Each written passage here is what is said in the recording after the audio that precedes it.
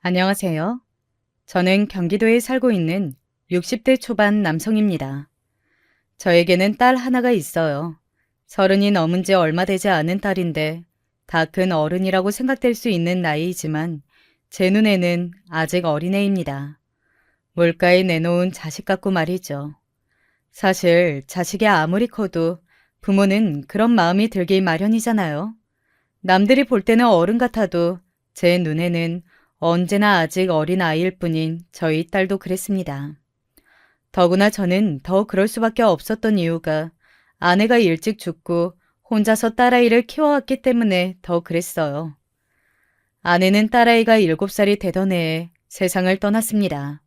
원래 몸이 약한 사람이긴 했지만 아이를 낳고 나서부터는 정말 병원을 밥 먹듯이 드나들었었거든요.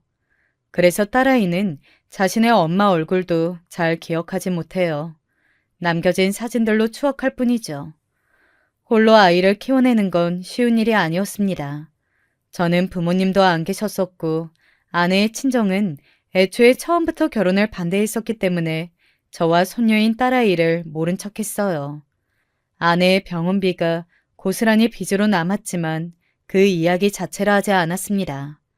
자신들의 자존심 때문에 아픈 딸마저 모른 척했던 아내의 친정 식구들에게 아쉬운 소리를 하고 싶지 않았거든요. 이쯤 되면 아내와 저는 어떻게 만났는지, 어떤 환경에서 어떻게 결혼해서 살았는지 궁금해하실 분들이 많으실 것 같으니 그 부분에 대한 이야기를 해드릴게요. 저와 아내는 우연히 도서관에서 만났습니다. 저는 당시에 중졸이어서 고등학교 검정고시를 보기 위해 공부 중이었거든요. 중졸을 써주는 곳이 없더라고요. 그리고 아내는 대학생이었고 말이죠. 이 차이만 봐도 왜 저희가 반대하는 결혼을 했는지 아시겠죠? 하지만 저와 아내는 서로를 정말 많이 사랑했습니다. 그래서 헤어질 수 없었어요.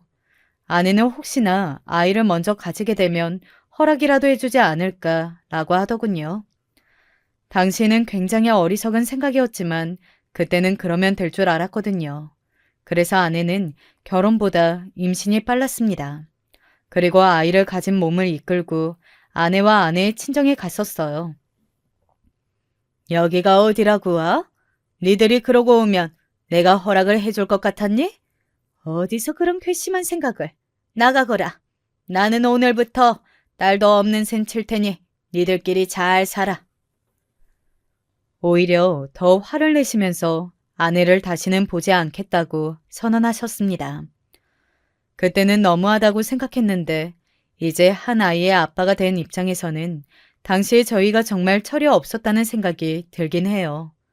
만약에 내 딸이 저러고 오면 어떨까 하는 생각을 하면 저 역시 복장이 뒤집히니 말입니다. 저와 아내는 그렇게 결혼에 잘 살았습니다. 물론 때때로 힘들었던 시기가 있긴 했어요. 워낙 힘들게 살았다 보니 어쩔 수 없었습니다. 하지만 아내나 저나 후회하지 않았어요. 눈에 넣어도 아프지 않을 사랑하는 딸아이를 얻었고 그 누구보다 서로를 사랑했으니 말입니다. 하지만 아내가 아프고 나서는 저는 후회를 많이 하긴 했습니다. 만약 당신이 당신 집에서 호강하고 살았으면 이렇게 아프지 않지 않았을까? 그런 게 어딨어. 병원에서도 돈으로 고칠 수 있는 게 아니라고 했잖아. 아니, 고생을 안 했으면 애초에 아프지 않았을 수도 있잖아. 나는 고생했다고 생각하지 않아. 당신이랑 지은이랑 살면서 행복만 했는걸. 그러니까 나중에라도 혹시나 당신 자신을 탓하지는 마. 나는 내가 행복한 길을 찾아서 당신이랑 결혼하고 지은이를 낳은 거니까. 아내는 그렇게 말해주었지만 저는 마냥 그렇게 생각할 수만은 없었습니다. 결국 아내가 세상을 떠났으니까요. 슬픔에 오가는 사람의 얼굴들도 제대로 기억하지 못하던 그 장례식장에서 한 사람만은 또렷이 기억합니다. 바로 아내의 어머니이자 제 장모님이던 그분 말입니다. 자네가 죽인 거네. 고생 안 했으면 아프지도 않았겠지. 내 집에서 호의고식하며 살았으면 이런 일은 없었을 거야. 그렇게 저를 경멸 어린 눈으로 바라보며 이야기하셨습니다. 그리고는 죽음이 뭔지 엄마가 어딜 갔는지도 모른 채 엄마를 찾고 있는 딸아이를 매몰찬 얼굴로 바라보며 이야기하셨어요. 어디 한번 딸 가진 부모의 마음이 대봐. 이 아이가 다 커서 꼭 자네가 반대하는 결혼하길 바라네. 그리고 나한테는 절대 찾아오지 말고 이 애고 자네고 내 딸 잡아먹은 것들 2번 다시는 보고 싶지 않으니까. 그리고 장례를 다 치를 때까지 오시지 않았다가 아내를 화장한 뒤 유골 안치를 본인이 하겠다며 사람을 보냈어요. 더 좋은 곳에 모시는 게 좋지 않겠냐는 그 사람의 말에 돈이 없어 그것조차 못해주는 저를 원망하며 울었던 기억이 납니다. 그러고는 아내의 유골을 보냈어요. 아내를 보내고 엄청 울었던 기억이 있네요. 그리고 그 후에는 정말 슬퍼할 정신조차 없는 삶을 살았습니다. 뭐 하나 가진 것 없는 호라비가 혼자 딸을 키워내는 건 생각보다 더 힘든 일이었거든요. 게다가 저는 남부러울 것 없이, 아니 적어도 남들이 하는 건 다 해주고 싶었고 말이죠. 힘이 들긴 했습니다. 엄마 노릇도 아빠 노릇도 둘 다 해내려니 말이죠. 하지만 자식 둔 부모가 못할 일이 뭐가 있겠어요. 그런 마음으로 다 해냈습니다. 제가 복이 많은 건지 딸아이는 속 한번 썩이지 않고 잘 자라주었어요. 공부도 곧잘 해서 학교도 좋은 곳으로 갔고 말이죠. 물론 고등학교 때 더 좋은 학원을 보내주었다면, 과외시켜주었다면 하는 후회가 저는 남긴 하지만 아이는 제가 그런 걸 못해줘서 미안하다고 하면 손사래를 치며 이렇게 말했습니다. 나는 아빠가 그런 말을 하는 게 싫어서 더 열심히 한 거야. 내가 만약에 그런 혜택을 다 누리고 공부했으면 지금보다 더 못했을 수도 있어. 아빠가 여기서 어떻게 더 잘해? 자꾸 그런 말 하면 내가 미안해하니까 그런 말은 이제 그만하세요. 라고 말이죠. 참 효녀죠. 그렇게 학교에 들어가고 4년 내내 장학금을 받았어요. 그러면서 과외 아르바이트도 했고 말입니다. 성인이 된 이후로는 저에게 한 번도 손을 벌린 적이 없어요. 저는 그렇게 애쓰는 딸아이가 마음이 쓰였지만 또 아는 체로 하면 아빠한테 미안하다고 그럴까봐 그냥 대견하게만 생각하려 노력했던 것 같습니다. 딸아이는 제 별 볼 일 없는 인생의 유일한 자랑거리였어요. 예쁘고 착하고 공부도 잘하고 말이죠. 그렇게 딸아이에 대한 사랑이나 얼마나 소중한지를 생각할 때마다 장모님이 전에 하셨던 이야기가 떠올랐습니다. 속 썩이는 결혼 꼭 하라던 그 말 말이죠. 그러면서 그때 얼마나 아내를 저에게 주기 싫으셨는지에 대한 이야기도 공감이 됐어요. 저라도 정말 싫었을 것 같더라고요. 막연하게 그런 생각을 했던 적이 있습니다. 만약에 딸아이가 저처럼 중졸이고 제대로 된 직업도 없고 미래가 제대로 보이지 않는 부모도 없어서 어디서 굴러먹다 온지도 모를 그런 남자와 결혼하겠다고 데려오면 어떤 기분이 들지 말입니다. 끔찍하더군요. 그렇다고 자기 딸이 죽을 때까지 모른 척을 했던 장모님의 마음을 다 이해한 건 아니었지만 어느 정도 이해가 되긴 하더라고요. 그런 걱정들을 심심치 않게 하게 된 어느 날이었습니다. 딸아이가 남자를 소개해준다고 하더군요. 굉장히 수줍은 얼굴로 결혼하고 싶은 사람이 생겼다고 말하는데 어딘가 덜컹하는 기분이 들었습니다. 벌써 딸아이가 시집갈 나이가 되었나 하는 세월의 무상함, 그리고 이제 떠나보내야 할 때가 왔다는 서운함, 그리고 아이가 엄마 없이 이렇게나 잘 자랐구나 하는 애틋함과 함께 걱정도 되긴 했어요. 혹시나 하는 마음의 말입니다. 하지만 그런 제 걱정과는 달리 사익감은 매우 훌륭한 사람이었습니다. 부잣집 아들의 학교도 딸아이보다 더 좋은 학교를 나왔고 직업도 마찬가지였고 말입니다. 우리 딸 어디가 그렇게 좋은가? 뭐든 열심히 하는데 그걸 하나도 내색하지 않은 게 마음에 걸렸어요. 그래서 매번 챙겨주고 싶었고요. 그러다 보니 자연스럽게 마음이 갔던 것 같습니다.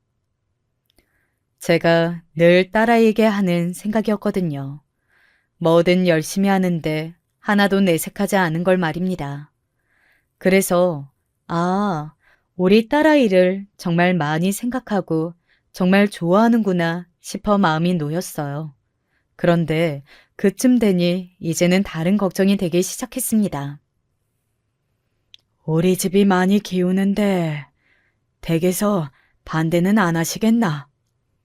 제가 좋다고 하면 허락하실 거예요. 저희 부모님은 제 안목을 믿으시니까요.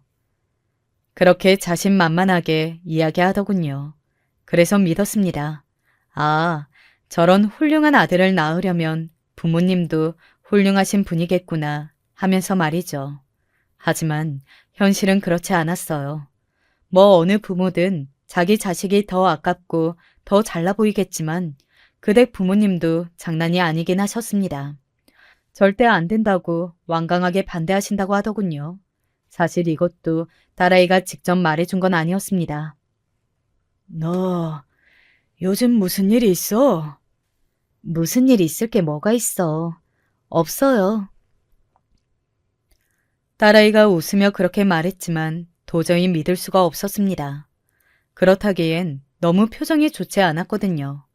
하지만 걱정시키고 싶지 않아 하는 마음으로 말을 하지 않은 것 같아서 그냥 뒀어요. 곧 해결되었으면 하는 마음으로 말입니다. 대충 눈치로 결혼 문제겠거니 했어요. 그리고 자연스럽게 반대하시나 보다 했고 말이죠. 그건 제가 나설 수 없는 부분이잖아요. 우리 딸 반대하는 집에 저도 딸을 보내고 싶지 않았지만 어떻게 보면 당연히 반대할 수 있는 입장이라고 생각하기도 했고 또 딸아이가 좋아하는 사람인데 저까지 나서서 마음을 힘들게 하고 싶지 않은 마음도 있었고 말이죠. 하지만 얼마가 더 지나도 딸아이는 여전히 힘들어했어요. 그래서 사위에게 연락했습니다. 그리고 무슨 일인지 물었어요. 처음에는 말하기 곤란해하는 얼굴을 하더군요. 그래서 제가 그냥 직접적으로 물어봤습니다. 혹시 자네 집에서 반대를 하나? 순간 사위는 놀란 듯 눈을 크게 뜨더군요. 그리고는 제 눈치를 살폈습니다. 혹여나 저까지 반대라 하면 어쩌나 하는 것 같았어요. 저는 꼭 지은이랑 결혼할 겁니다. 그러니까 아버님 저를 믿고 당분간만 그냥 지켜봐 주시면 안 될까요? 내가 자네를 믿지 못하는 게 아니야. 그리고 화가 나는 것도 아니네. 그냥 나는 지은이가 걱정되는 거야. 저는 사실 딸아이를 위해서라면 자존심이고 뭐고 다 버릴 수 있었습니다. 제가 걱정하는 단 한 가지는 딸아이가 혹여 상처받지 않을까 하는 것뿐이었어요. 혹시나 마음이 다쳐서 오래도록 힘들어하면 어떡하나 하는 것 말입니다. 그런 제 걱정에 사위는 절대 그럴 일 없게 하겠다고 단언하듯 말하더군요. 물론 지금은 조금 힘들 수 있지만 이 시기만 잘 지나면 제가 지금 지은이가 힘들어했던 것보다 몇 배로 잘해주며 호강시켜 줄 겁니다. 지은이 눈에서 눈물 나게 하는 일, 이게 처음이자 마지막이게 하겠습니다. 너무 죄송합니다. 그러며 고개를 숙이는데 사위 탓도 아니고 제가 거기서 사위 탓을 하고 있어봐야 어쩌겠냐 하는 생각에 그냥 고개를 끄덕이며 어깨를 토닥여줬던 기억이 납니다. 당시의 사위도 마음고생이 꽤 심했는지 얼굴이 많이 안 좋아 보이더라고요. 그래서 사실 한마디 하려던 것도 쏙 들어갔기도 했고요. 똑똑한 아이들이니까 잘 헤쳐나가겠지. 그렇게 안일하게 생각했던 게 결국 화를 불러일으켰습니다. 팔자 대물림이라는 말이 이래서 나오는 건가 싶은 마음이 들었어요. 아니면 정말 장모님이 했던 그 저주 같은 말이 이루어진 걸 수도 있고요. 아빠, 나 임신했어. 어느 날 딸아이가 죽을 죄를 지은 듯한 얼굴을 하고 와서는 그렇게 말하더군요. 직감적으로 알 수 있었습니다. 얘네들이 그때의 저와 아내처럼 바보 같은 선택을 했구나 하고 말이죠. 하지만 모른 척 했습니다. 나무라지도 않았어요. 그만큼 간절했다고 생각했습니다. 그리고 당시에 저와 제 아내가 얼마나 바보 같은 짓을 했었는지도 다시 한번 깨달았죠. 물론 딸아이가 지금 세상에서 제일 소중한 존재긴 하지만 그런 선택을 한 건 바보 같았던 게 맞으니까요. 그리고 그 집에서는 한바탕 난리가 난 것 같았습니다. 안사돈 되시는 분이 쓰러지셔서 병원에도 입원했다고 하시더군요. 정말 옛 생각이 많이 나긴 하더라고요. 저희 장모님도 그러셨었거든요. 하지만 안사돈은 장모님과 다른 선택을 하긴 하셨습니다. 장모님은 자신의 자식을 버렸지만 안사돈은 품기로 하셨거든요. 덜컥 이렇게 애부터 가질 줄 누가 알았겠습니까? 그러게나 말입니다. 솔직히 이야기하면 저희 쪽에서는 반가운 결혼이 아니긴 합니다. 상견례 자리에서 그렇게 이야기하더군요.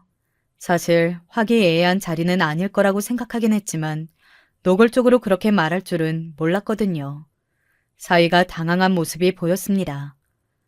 어머니, 너는 가만히 있거라. 지금 네가 무슨 말을 할 자격이 있다고. 사위를 향해 그렇게 엄하고 단호하게 말하는 안사돈의 모습을 보면서 보통이 아니라는 생각과 함께 딸아이가 꽤 고생하겠구나 싶어서 마음이 좋지 않았습니다. 하지만 최대한 싫은 소리를 하지 않기로 다짐했어요. 여기서 제가 안 좋은 소리를 하면 결국 그게 제 딸에게 돌아가게 될 테니 말입니다. 예, 순서가 많이 바뀌긴 했죠. 정말 솔직하게 말씀드리는 게 좋을 것 같아서 이렇게 말씀드리는 거니 양해를 해주세요. 저희 입장에서는 어쩔 수 없이 시키는 결혼이 아닙니까? 저는 그냥 고개만 끄덕였어요. 이렇게 된 이상 결혼은 시켜야 한다고 생각해서 시키는 거지만 아직도 저는 받아들이기가 많이 힘이 듭니다. 그래서 아이를 당분간 저희가 데리고 살고 싶습니다. 뭐 그렇게 엄청난 요구는 아니었지만 걱정이 되긴 하더라고요. 보통이 아닌 시어머니 밑에서 딸아이가 고생할 게 눈앞에 훤히 그려졌으니까요. 제가 데리고 있으면서 좀 가르치고 하려고요. 아무래도 엄마 없이 자랐으니 모르는 부분도 많을 게 아닙니까? 직설적으로 하는 그 말에는 어딘가 울컥해서 아무 말도 하지 않았습니다. 그리고 딸아이도 뭔가 울컥한 듯 무언가 말하려는 듯 보였지만 제가 그런 딸아이의 손을 꽉 잡았어요. 그랬더니 딸아이도 말을 삼키더군요. 임신까지 한 딸아이를 둔 아빠는 힘이 없었습니다. 여기서 결혼을 엎을 수도 없는 노릇이었으니까요. 너무 걱정은 하지 마세요. 제가 잘 돌보고 잘 가르치겠습니다. 이제 우리 집 식구 됐는데 저도 받아들일 건 받아들이고 며느라기와 정도 붙이고 해야죠. 그래도 그나마 그 마지막 말을 애써 믿으며 그렇게 상견례 자리가 마무리되었던 것 같아요. 집으로 돌아오는 길에 딸아이가 울면서 제게 그러더군요. 내가 너무 바보 같았어. 너무 어리석었어. 아빠, 그런 말 듣게 해서 내가 너무 미안해. 이게 뭐라고, 결혼이 뭐라고. 아빠를 그런 소리를 듣게 한 건지 내가 다 미안해. 나는 정말 괜찮으니까 너만 잘 살아. 네가 잘 살면 아빠는 다 괜찮아. 그렇게 말하며 안아주었습니다. 아내 생각이 많이 나는 밤이었어요. 혼수나 예단은 다 생략했습니다. 결혼식 비용도 사위 쪽 집안에서 다 냈어요. 그래도 제 마지막 자존심에 가구는 제가 다 하겠다고 우겼습니다. 안사돈이 코웃음을 치는 게 느껴졌지만 애써 모른 척하고 그 가구들의 리스트를 받았습니다. 일부러 그런 건지 아니면 부잣집이라 원래 정말 그런 가구들만 쓰는 건지 정말 비싸더군요. 하지만 그동안 모아온 돈으로 어떻게 해결은 가능한 정도였어요. 그리고 마침내 딸아이는 결혼을 했습니다. 아이고, 내 이렇게 크고 화려한 결혼식은 처음 본다. 지은이 부잣집에 시집 간다더니만 진짜네. 호강하겠네. 호강하겠어. 지인들이 그런 속편한 소리를 하는 걸 보니 한숨이 절로 나왔어요. 모르는 사람들은 겉만 보고는 그렇게 이야기할 법하다고 생각했습니다. 그런 생각이 드니 씁쓸했고 말이죠. 아이들은 신혼여행도 아주 좋은 곳으로 다녀왔어요. 유럽으로 갔습니다. 가 있는 동안 저에게 어디를 다녀왔는지, 얼마나 즐겁고 행복한지 들을 사진들로 보내왔어요. 사위의 옆에서 활짝 웃으며 좋은 곳에서 좋은 걸 보고 먹고 하는 딸아이를 보면서 저도 정말 행복했습니다. 그렇게 사이가 좋아 보이는 두 사람을 보고 있자니 저도 아내 생각이 나 아내를 보러 갔어요. 장모님께 아내가 있는 곳을 들었었거든요. 장모님이 어느 날 저에게 알려주긴 하셨어요. 그분도 나이가 드신 건지 이렇게 이야기하시면서요. 그래도 딸내미 얼굴은 보고 싶을 게 아니니. 딸아이가 자기 외할머니인 장모님을 그다지 좋아하지 않아서 아마 연락을 못하는 것 같더라고요. 그래서 저를 통해 가끔 소식을 들었습니다. 아이가 결혼할 때도 내심 뭐라도 해주고 싶어 하는 듯 보였지만 자존심 때문인지 아니면 아이가 거절할 게 겁이 났기 때문인 건지 저에게 따로 이야기하진 않으셨어요. 하지만 결혼식장은 알려드렸었습니다. 사진도 찍지 못하고 내가 왔다고 말할 수도 없는 결혼식이었기 때문에 다녀가셨는지 어쨌는지는 모르겠지만 아마 다녀가셨을 거예요. 왜 그렇게 느꼈냐면 그날 이후로 저에게 딸아이의 안부를 묻는 문자가 가끔 왔거든요. 아마 놀랄 만큼 자기 엄마를 닮은 딸아이의 모습에 마음이 약해지신 거겠죠. 뭐 나이도 드시긴 하셨지만요. 딸아이는 정말 자기 엄마랑 똑 닮았거든요. 저도 가끔 놀랄 정도로요. 아무튼 그날 아내를 보러 가 넋두리를 했습니다. 딸아이의 행복한 모습을 보니 당신이 더 보고 싶다고요. 그리고 걱정되긴 하지만 당신이 하늘에서 잘 보살펴 달라고도요. 딸아이는 흔히들 이야기하는 청담동 며느리가 되었습니다. 좋은 곳에 살면서 좋은 옷을 입고 좋은 차를 끌고 다니는 겉으로만 봤을 때는 남들이 선망하고 부러워하는 삶을 살게 되었어요. 그리고 결혼한 지 얼마 되지 않아서는 연락도 자주 오고 꽤 자주 찾아오기도 했어요. 그런데 점점 딸아이가 변하기 시작했습니다. 진짜 그런 건지 아니면 지금 몸이 좋지 않아 그런 건지는 모르겠다 생각했지만 말이죠. 연락이 뜸해지고 제가 먼저 전화를 해도 빨리 끊고 싶어 하는 게 느껴졌어요.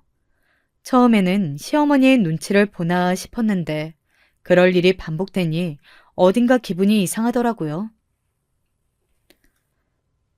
부잣집에 시집가서 가난한 아빠는 이제 신경 쓰고 싶지 않아진 거 아니야?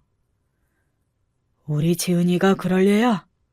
너무 쉽게 아닐 거라고 말하지 마라. 자네도 알다시피 돈은 무서운 거야. 돈 앞에서는 장사 없고 변하지 않는 사람 없어. 그날 친구와 크게 다퉜어요. 평소에 저라면 무슨 그런 말을 하냐, 아니다 하며 그냥 대수롭지 않게 넘겼겠지만 아마 그날은 저도 마음에 걸리는 게 있으니 더 그렇게 과민하게 반응을 했을 겁니다. 그래서 더 아니라는 걸 증명하고 싶었는지도 모르겠어요. 그런 마음에 다음날 바로 딸아이에게 연락했었습니다. 얼굴 좀 보고 살자고요. 보고 싶다고요. 그런데 딸아이는 단칼에 거절하더군요. 사실 저도 그렇게 바로 거절할 줄은 몰랐던지라 많이 놀라긴 했었던 것 같아요. 지금 제가 몸 상태도 좋지 않고 나중에요, 아빠. 내가 집 주변으로 갈 테니 잠깐 얼굴이라도 보여주면 안 되겠니? 임산부한테 좋다는 것들도 내가 많이 사놨는데. 좋은 거 많이 먹고 잘 지내고 있으니까 그런 거 저 안 주셔도 돼요. 정말 컨디션이 안 좋아서 그런 거니까 제가 좋아지면 연락 다시 드릴게요. 이만 끊을게요. 지은아, 지은아! 제 말은 듣지도 않고 전화를 끊어버리더군요. 딸아이가 변한 것 같다는 주변 사람들의 말에 절대 아니라고는 했지만 저도 마음 어딘가에는 그런 생각을 품고 있었던 것 같습니다. 그날 속이 너무 상해서 혼자 술을 마셨어요.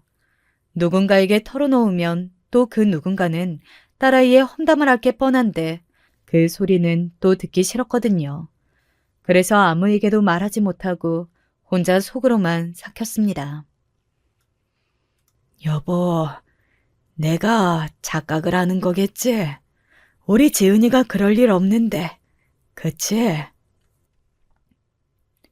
거실 한쪽에 있는 아내의 사진을 보며 그렇게 혼자 중얼거렸어요. 그것 말고는 제가 달리 마음을 풀 수 있는 것도 없었습니다. 돌아보니 정말 외롭고 힘든 삶이었더라고요. 그리고 술에 취해 얼마나 잤는지 모르겠습니다. 다음날 일어나니 벌써 오후더라고요. 속상한 마음은 마음이고 배가 고파오길래 뭐라도 먹어야겠다 하는 마음으로 부엌을 뒤적거리고 있을 때였어요. 휴대폰으로 문자가 오는 소리가 들렸습니다. 사실 그즘 제 휴대폰으로 연락이 오는 건 스팸 문자나 광고 문자 같은 것들밖에 없었거든요. 그래서 확인하지 않았어요. 안 그래도 속상한 일이 많은데 그런 문자까지 보면 더 속이 상할 것 같았거든요. 기분 전환이 필요하다고 생각했습니다. 이렇게 계속 혼자서 술만 마시고 우울해하는 건 멋진 아버지의 모습이 아니잖아요. 저는 저희 딸아이에게 멋진 아버지가 되는 게 언제나 1순위였거든요. 오랜만에 집 청소라 하고 빨래하고 목욕까지 다녀왔어요.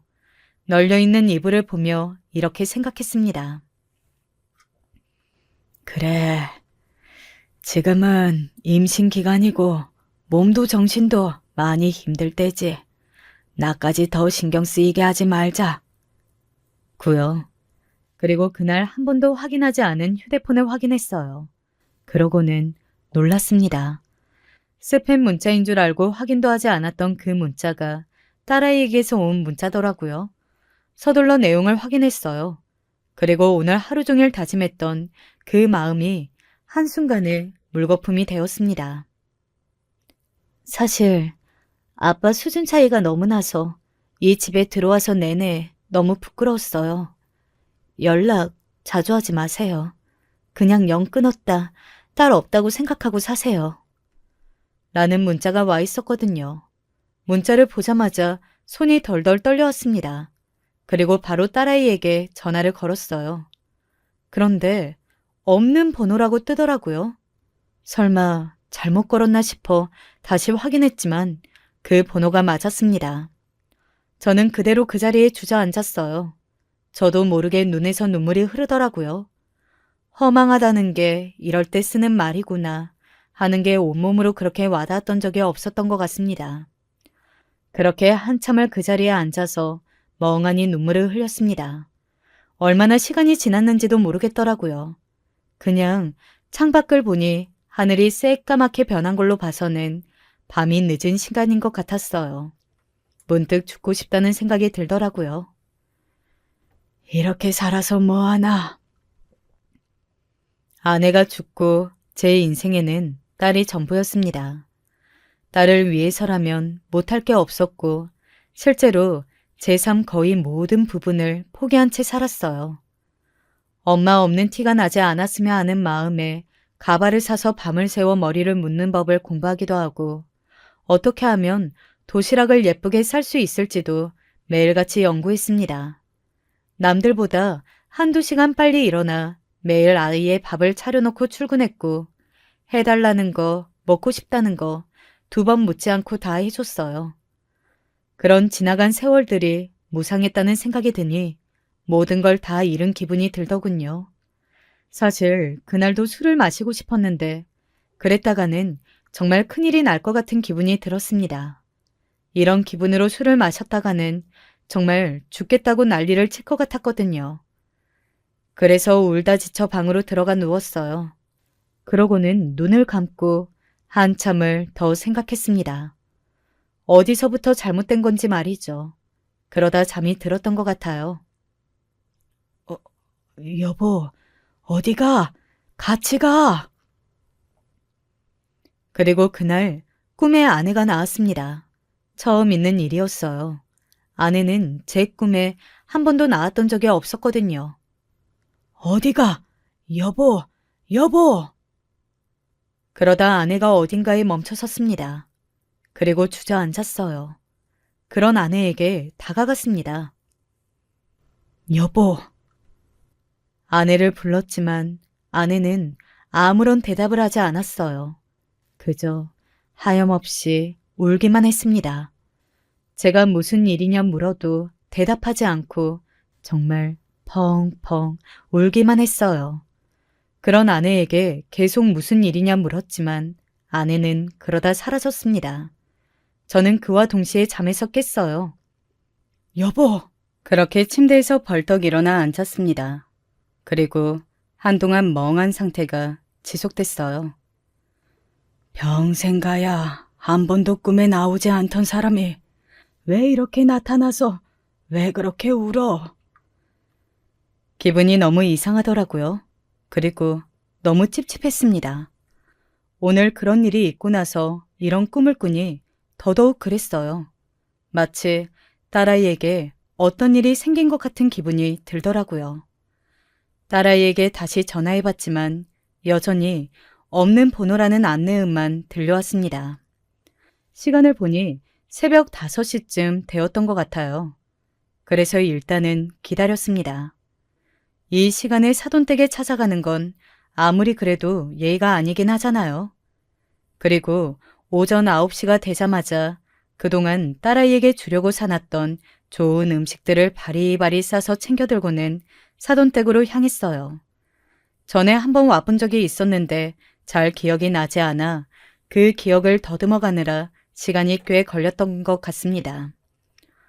원래라면 1시간이면 갈 거리를 거의 3시간 만에 도착했으니 말이죠. 사돈댁은 여전히 으리으리하더군요. 그때도 그렇게 생각하며 기가 죽었었던 것 같은데 여전히 집 크기만으로 사람의 기를 죽이는 그런 집이었습니다.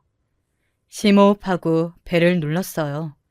그리고 일하시는 분으로 보이는 분이 누구인지를 물어왔습니다. 누구세요? 이 집 며느리 지은이 애비 되는 사람입니다. 저의 그 말에 반대편에서는 잠시의 정적이 흘렀어요. 평일 낮부터 사돈이라는 사람이 찾아오는 게 흔한 일은 아니잖아요. 잠시 머뭇거리더니 문을 열어주더군요. 뭐 밖에 세워둘 수는 없었던 모양이겠죠. 그리고 그 집 안으로 들어갔습니다. 지금 사모님은 잠시 밖에 나가셨고 따님분은 오전에 일찍 일어나셨다가 주무시는데 깨워드릴까요? 딸아이를 만나러 오긴 했지만 만나서 무슨 말을 어떻게 해야 할지도 사실 정리하지 못하고 무작정 찾아온 거였기 때문에 저도 잠시 망설였습니다. 일단은 들고 온 것들부터 가정부에게 건넸어요. 아이고, 이걸 다 들고 오시느라 고생이 많으셨겠네요. 날 먹일 건데 고생은 무슨요? 제가 그렇게 이야기하니 가정부가 잠시 저를 보더라고요. 어딘가 할 말이 있어 보이는 얼굴로 입을 달싹였습니다. 제가 그걸 눈치채고 바로 웃으며 말을 했어요. 거기 과일이랑 전복은 좀 많이 싸왔는데 가져가서 좀 드세요. 여러 명이 같이 드시면 좋겠다 해서 많이 가지고 온 거니까. 아이고, 제 것까지. 아유, 감사합니다. 제가 이렇게 호의를 베풀면 뭔가 말해주는 게 있지 않을까 해서 그렇게 말한 거였어요. 그리고 그 방법은 적중했습니다. 혹시나 따님분한테 무슨 말 들은 거 있으세요? 우리 딸애가 워낙 아빠가 무슨 걱정하는 걸 싫어하는 애라 말은 못하는 것 같은데 눈치로 무슨 일이 있구나 하고 있긴 합니다. 목소리도 그렇고 애 상태가 워낙 안 좋아 보여서 임산부인데 걱정이 많이 돼서 이렇게 실례를 무릅쓰고 찾아왔습니다. 제가 그렇게 말하며 고개를 꾸벅 숙이자 그 가정부도 덩달아 고개를 숙이더군요. 그리고 잠시 망설이더니 자기가 말했다고는 절대 이야기하지 말라며 말을 꺼냈습니다. 따님분이 많이 고생스럽긴 하실 거예요. 이댁 어르신이 워낙 유난이라. 제가 이 동네 난다긴다는 집들 많이 다녀봤는데 이렇게 유난스러운 시어머니는 또 처음 보거든요. 마음에 안 드는 것도 어찌나 많고 잔소리도 많고 무엇보다 말로 사람을 거의 반은 무너뜨리는데 아휴, 저는 제가 당한 것도 아닌데 스트레스를 받더라니까요. 저는 서둘러 무슨 일이냐고 바로 캐묻고 싶었지만 그러면 제대로 이야기를 해주지 않을 것 같아서 가만 듣고만 있었어요.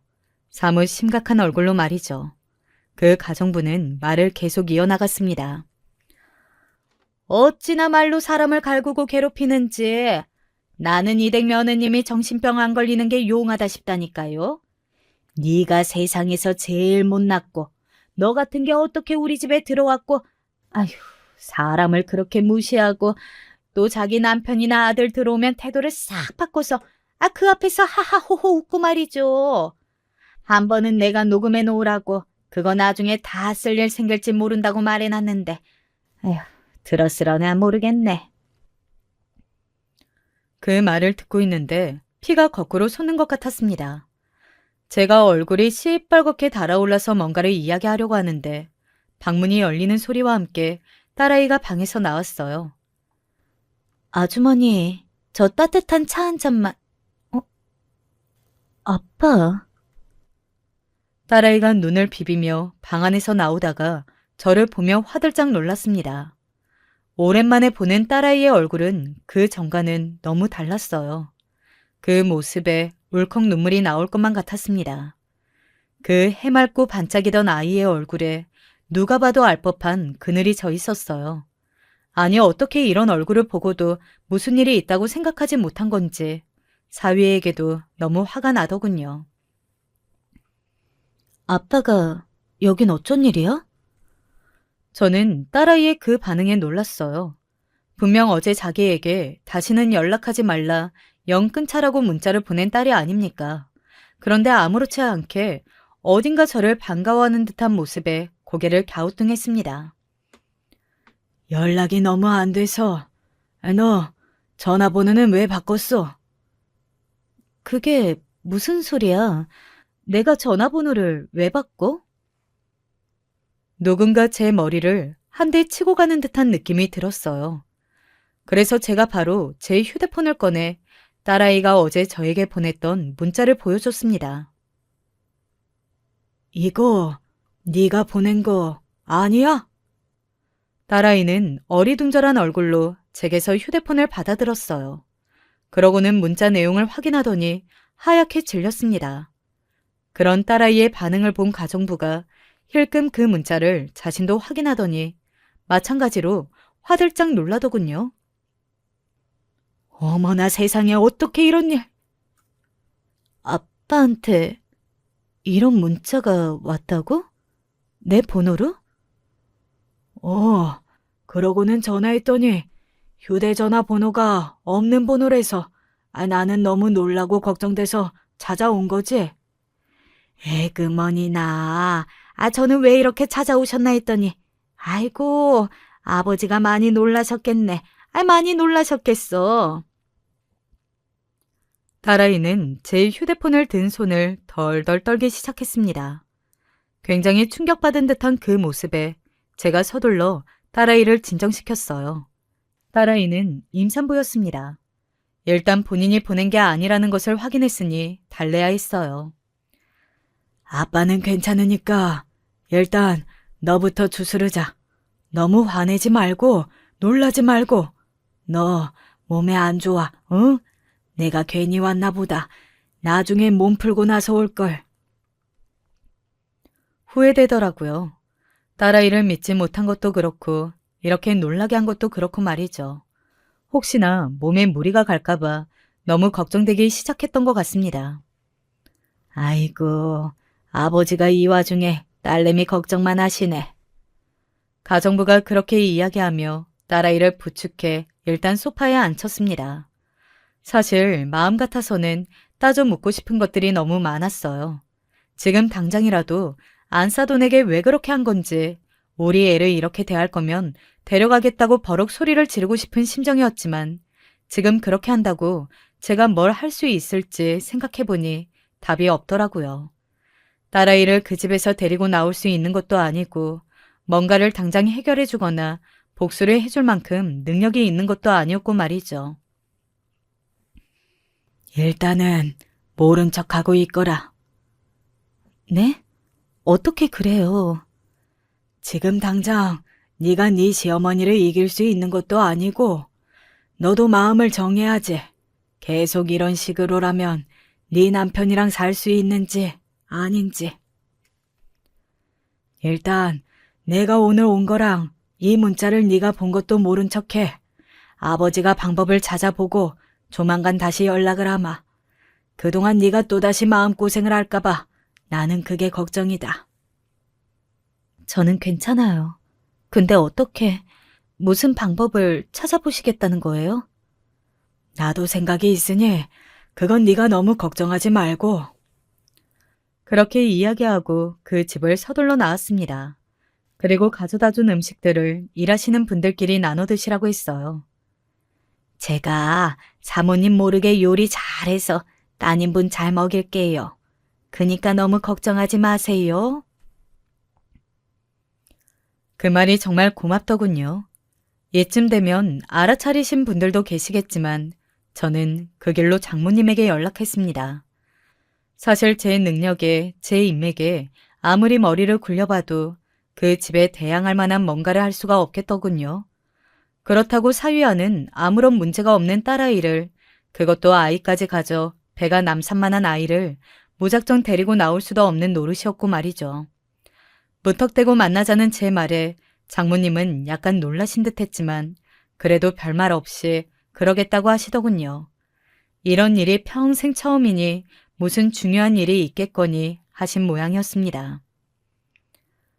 자네가 나한테 만나자고 연락을 먼저 다 하고 오래 살고 볼 일이네. 제가 만나자는 연락에 이렇게 나와주신 것도 마찬가지죠 뭐. 뭐든 시간이 지나면 나아지는 것들이 있다더니 저와 장모님도 그런 모양이었습니다. 많이 유해진 그분을 보면서 그런 생각을 든 것도 잠시 서둘러 용건을 이야기했어요. 딸아이가 시댁에서 안 좋은 일을 당하고 있는 모양이에요. 제 말에 장모님이 화들짝 놀라시더군요. 부잣집에 시집가서 귀한 대접받으며 잘 살고 있는 줄 아셨다고 하더라고요. 알고 봤더니 그동안 소녀가 시집간 그 집안에 대해 나름 조사도 하면서 지내신 것 같았습니다. 내가 좀 여기저기 물어봤는데 밖에서는 며느리 이쁘고 귀하다고 엄청나게 그러고 다니는 것 같더니 집안에서는 영 딴판인 모양이네. 장모님이 짐짓 화가 난 말투로 그렇게 말했습니다. 그런 장모님에게 여태 있었던 일을 다 이야기했어요. 제가 이야기를 할수록 장모님의 얼굴은 심각해져만 갔습니다. 제 이야기를 모두 들은 장모님이 벌떡 일어나셨어요. 사실 다 의도한 거긴 했습니다. 장모님의 성격을 알았고 요즘 장모님이 자기 손녀딸을 생각하는 걸 보고 있으면 이 일을 듣고 가만히 있지 않을 걸로 생각했거든요. 하지만 우선은 제가 말렸어요. 장모님, 일단은 진정하세요. 진정? 내가 지금 진정하게 생겼나? 내 성격 알면서 나한테 이 이야기 한 건 자네야.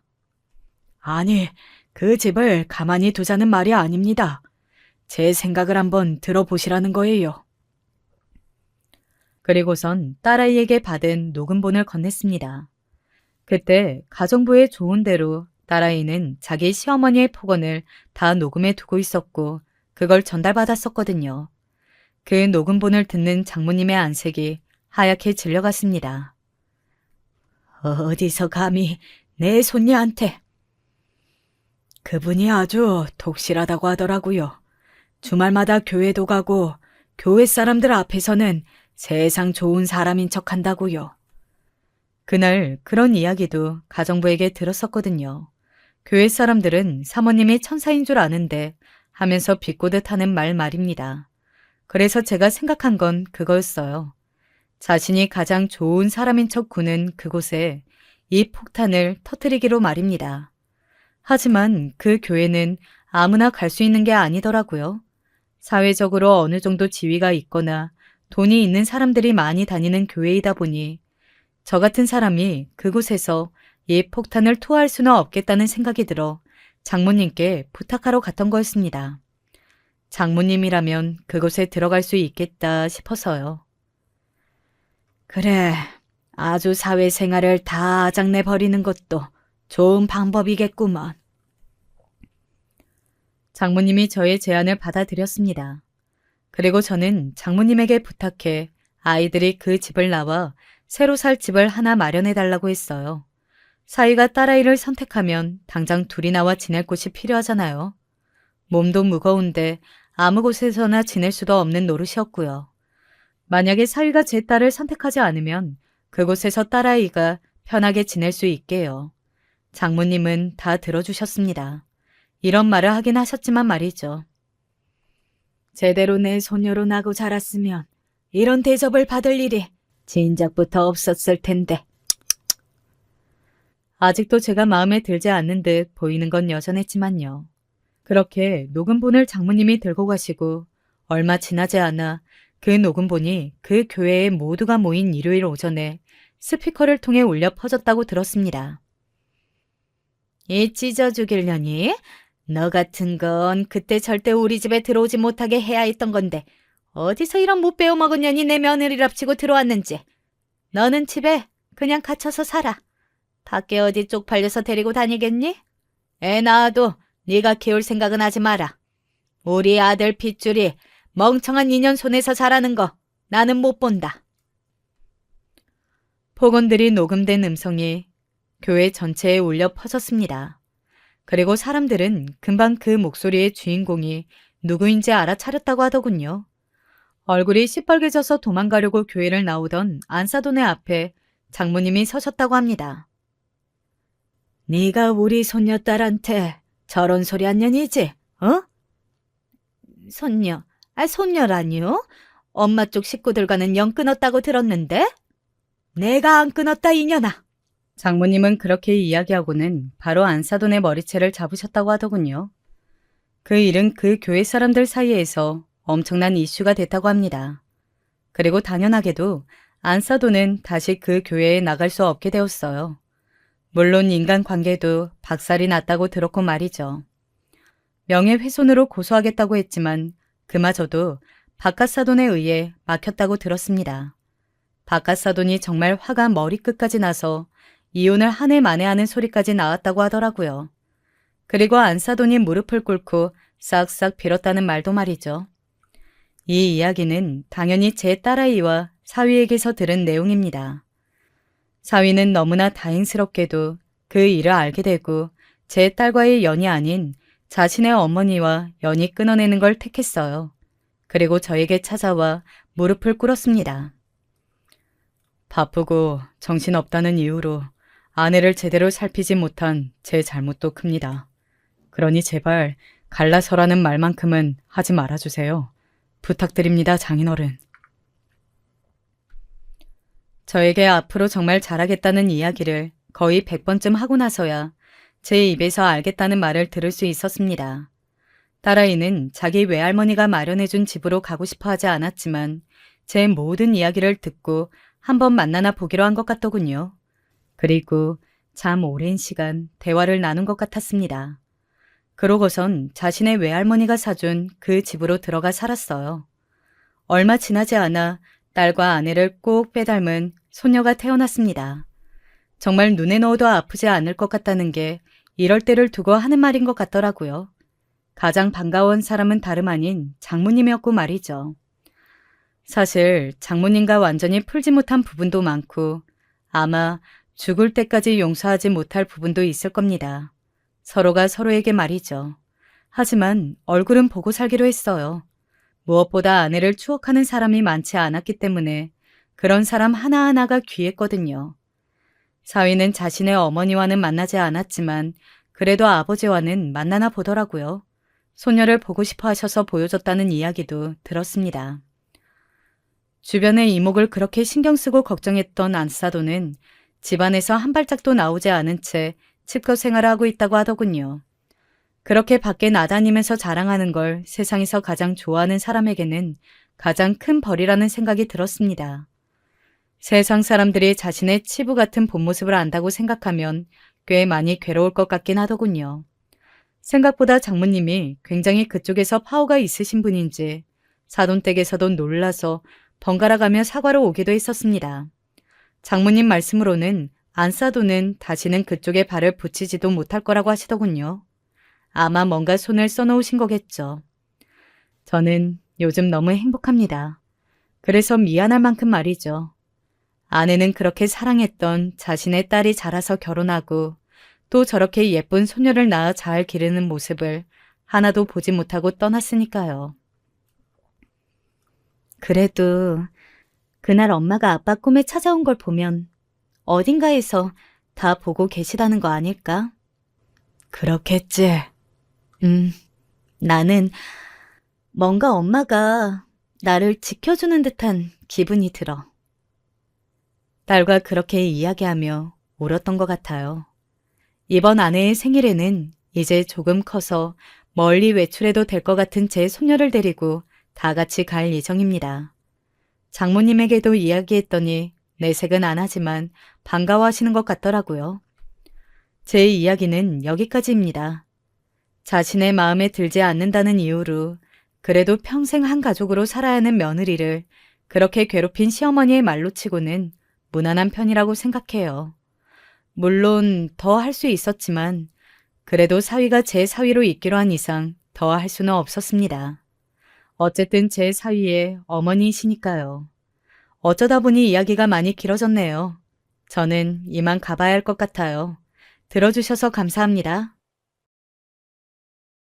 안녕하세요. 저도 사연글의 주인공이 되어보고자 하는 욕심이 있어서 시작은 해보는데 잘 적어질지는 모르겠습니다.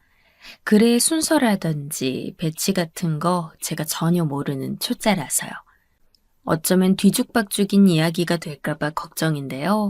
청취자분들께서 본인 지인으로부터 이건 내가 아는 사람 이야기인데 말이야 하는 이야기를 듣는 셈 쳐주시겠어요? 제가 나누어 보고자 하는 건 제 남편, 나아가서는 시댁 이야기가 될 수 있겠네요. 다들 개그맨이자 활발한 방송인인 장동민 씨 아시죠? 그 사람이 결혼하기로 했다는 기사를 접하고는 제가 생각나는 바가 있어서 사연으로 써보고자 한 거예요. 왜냐하면 유상무, 유세윤이 다 결혼해서 자리 잡고 살아가는데 장동민만 그 사이에서 결혼을 안 한다는 이유로 가족사가 꼽혔었거든요. 장동민이 번 돈으로 자기 가족들을 다 부양하고 있고 특히 친누나에 대한 애정이 극진해서 엄청 신경 써주고 있다는 썰이 공공연했습니다. 가뜩이나 애틋한 그런 친누나가 지금 투병 중에 있다면서 어느 예능 프로그램에 나와 그 사연을 고백한 것도 제가 봤고요. 그랬던 사람이 드디어 자기 짝을 찾아 결혼 발표를 하게 되다니. 그걸 접하니까 자연스레 제 남편이 생각나더라고요. 저희는 귀요미 공주 아기를 둔 부부입니다. 둘 다 결혼 정년기에 잘 맞춰 결혼했다고 여겨지고요. 결혼 생활, 임신, 등려 다 괜찮았어요. 특이점만 없었다면 평탄함 그 자체였을 거예요. 남편에게는 누나가 한 명 있습니다. 저에게는 시누이죠. 저는 그 시누이와 어울려 지내기 싫다고 전부터 말을 해왔어요. 이 부분을 정확하게 못 받고 결혼을 했죠. 남편이 자기 누나를 측은하게 여기거나 말거나 그건 알아서 하라고 그랬어요. 남편이랑 연애하는 동안 시누이를 마주칠 때마다 별로 안 좋은 꼴들을 봐왔습니다. 저는 본가에서 부모님이랑 살고 있었고 남편은 회사 가까운 곳에서 자취를 하고 있었어요. 그래서 남편 자취방으로 제가 종종 놀러가곤 했습니다. 데이트를 거기서 즐길 때도 꽤 되었다는 거죠. 분리형 원룸이었는데 크기가 제법 컸기 때문에 답답하지 않았거든요. 남편 자취방에서 늦은 시간 영화를 보면서 둘이 꼭 맞붙어서 반쯤 잠들다시피 그러고 있던 때였는데요. 그 야심한 시각에 갑자기 현관문 도어락 패드를 올리는 소리가 나더라고요. 저희 둘 다 완전 방심하고 있다가 깜짝 놀라서 몸을 일으켰죠. 잠시 기다리니까 비밀번호를 누르는 소리가 삑삑 나는 거예요. 뜻대로 잘 안 되는지 뭐라고 중얼거리면서 욕을 좀 하는 소리도 희미하게 같이 들려왔어요. 분명 여자 목소리였습니다. 남편이 한숨을 푹 쉬면서 엄청 당황한 얼굴로 현관문을 열어주는 겁니다.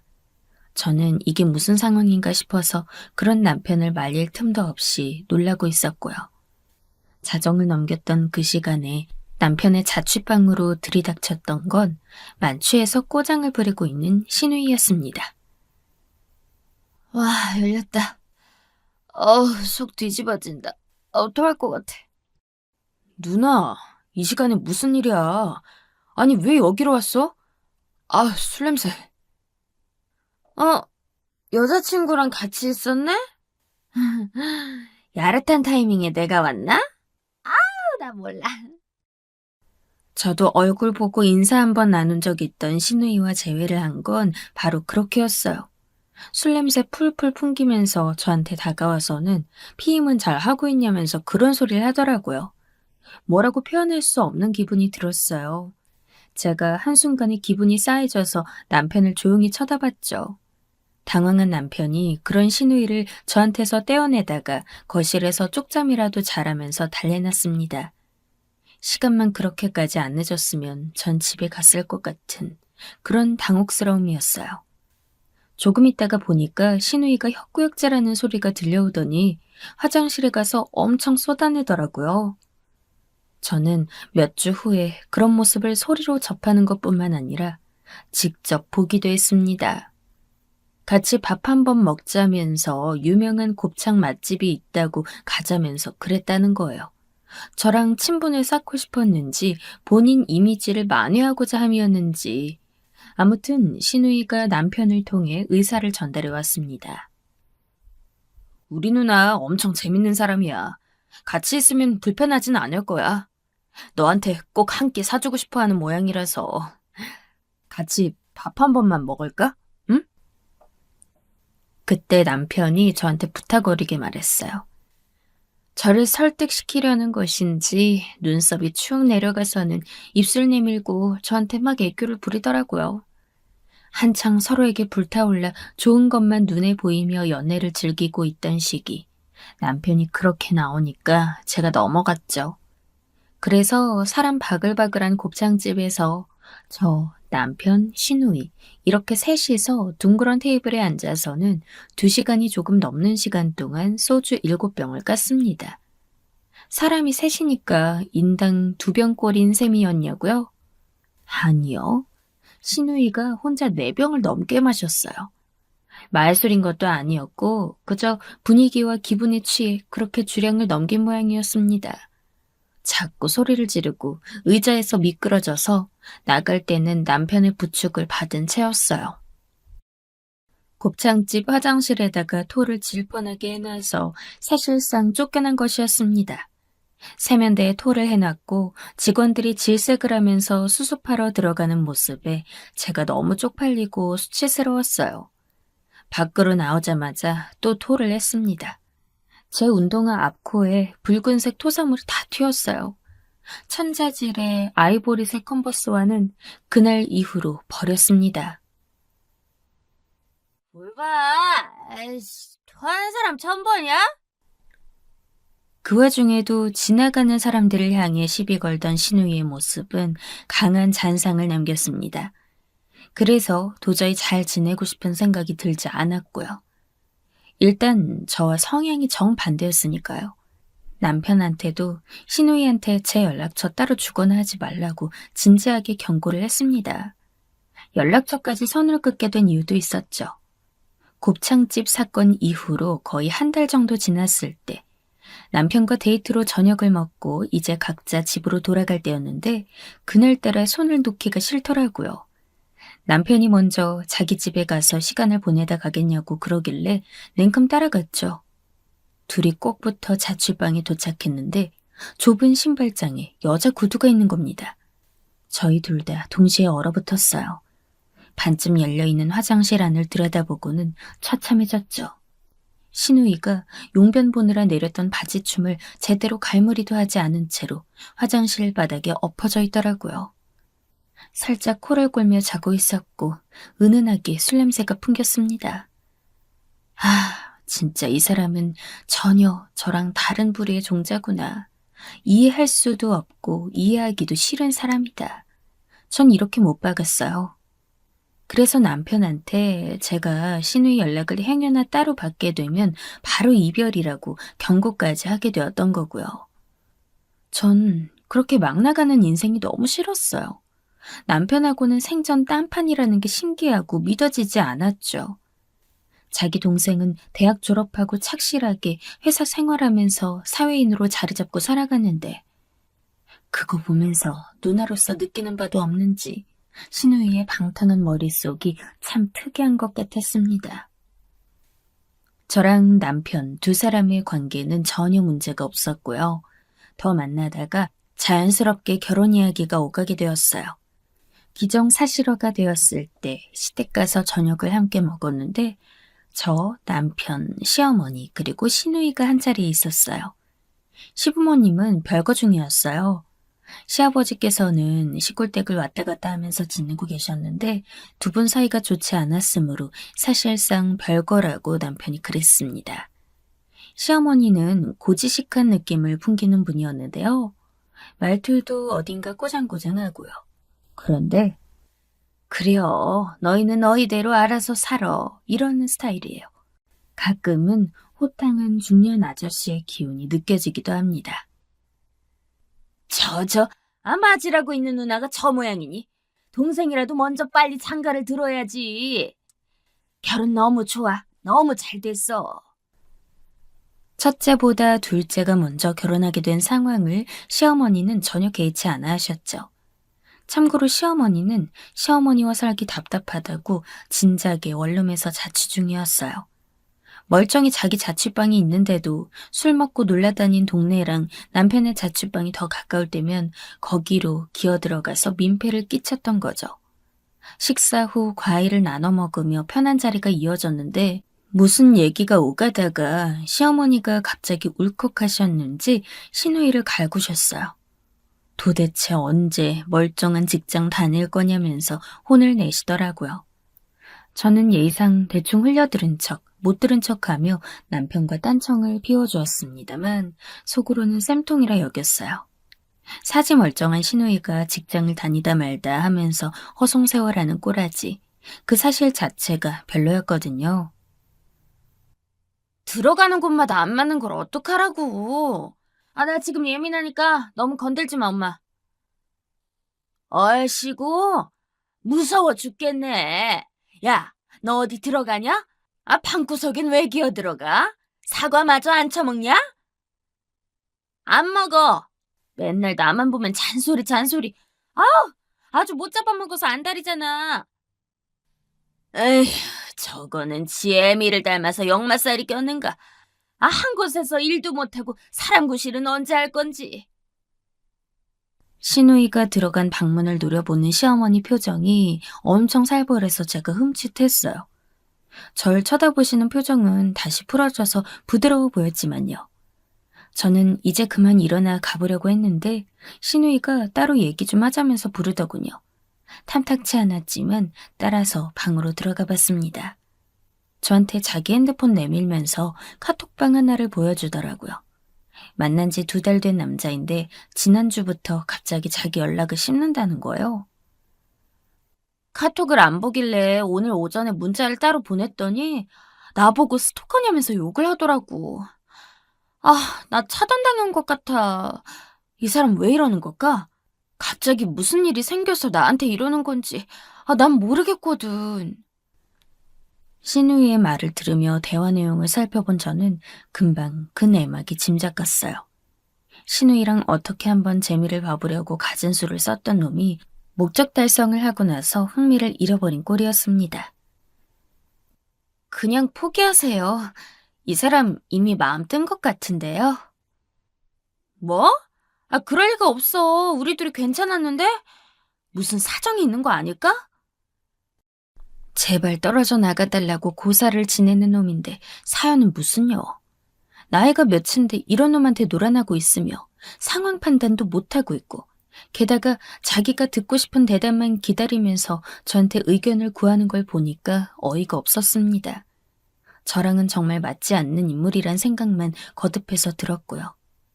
신우이가 자기 앞길 똑바로 못 닦고 사는 사람이라 이런 가족을 둔 남편이라서 결혼하며 불안하기는 했어요. 그래도 남편처럼 저를 잘 맞춰주는 상대를 다시 만나긴 힘들 것 같아서 결혼까지 갔어요. 저의 친언니가 26, 조금은 일찍 결혼을 했는데 형부가, 이런 표현 살짝 그렇지만 날티가 나요. 양아치 기운? 그런 게 있습니다. 언니가 형부의 그런 기질 때문에 속으로 앓고 사는 거 전 알고 있고요. 결혼하고 시간이 지날수록 뻔질거리는 형부의 모습을 더더욱 꼴보기 싫다고 늘 그러더라고요. 게다가 형부가 주변에 아는 여자들도 많은 것 같아서 항상 신경이 쓰이는 모양이었죠. 반면 제 남편, 마당발하고는 거리가 먼 사람입니다. 친구 몇 명하고만 계속 돌아가면서 놀고 술은 좀 마시지만 담배는 절대 안 피워요. 노는 친구들도 전부 비흡연자들이에요. 이런 특징들이 전 마음에 들었고 좋았습니다.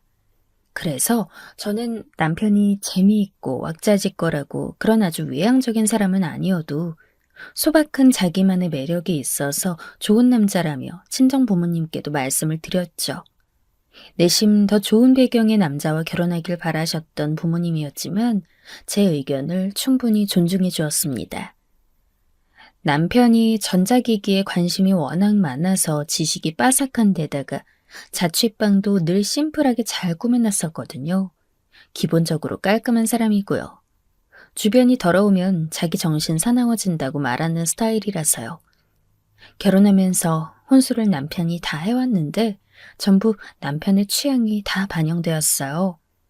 통일감 갖추면서 세련되게 저희 신혼집을 예쁘게 꾸며놔 주었습니다. 집은 제 쪽에서 장만을 했어요.